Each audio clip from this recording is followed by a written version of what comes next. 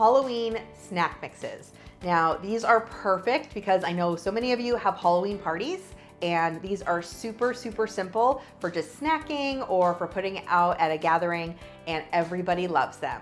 First, we're gonna talk about pumpkin or Halloween Chex Mix. It's got some pumpkin spices in there and all sorts of different crunchy things. And of course, I added some candy corn because it's Halloween.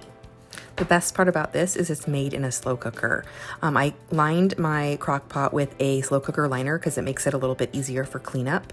You're going to add 4 cups of corn Chex and 4 cups of cinnamon Chex, 3 cups of pretzel twists, and 2 cups of pecan halves. You can use any kind of Chex that you want.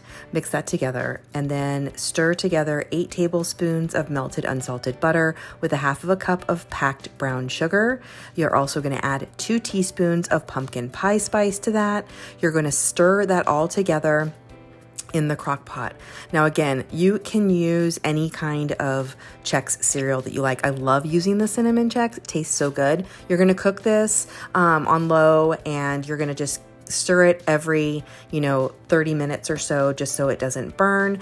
And then once it's done, add in white chocolate chips and candy corn, or you could even use M&Ms or anything that you like. And then my favorite Halloween snack mix.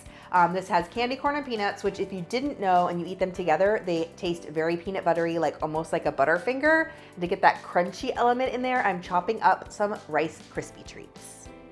This is basically a method. I use store-bought Rice Krispie treats, and you chop them up, and then you mix together those Rice Krispie treats with candy corn and peanuts. You can use like an equal amount of candy corn and peanuts. So delicious. These snack mixes are so simple, and they're gonna be a total hit at your next party. Leave me a comment, let me know which one you're making first. If you don't follow me already, be sure to subscribe to my channel and keep watching for even more desserts.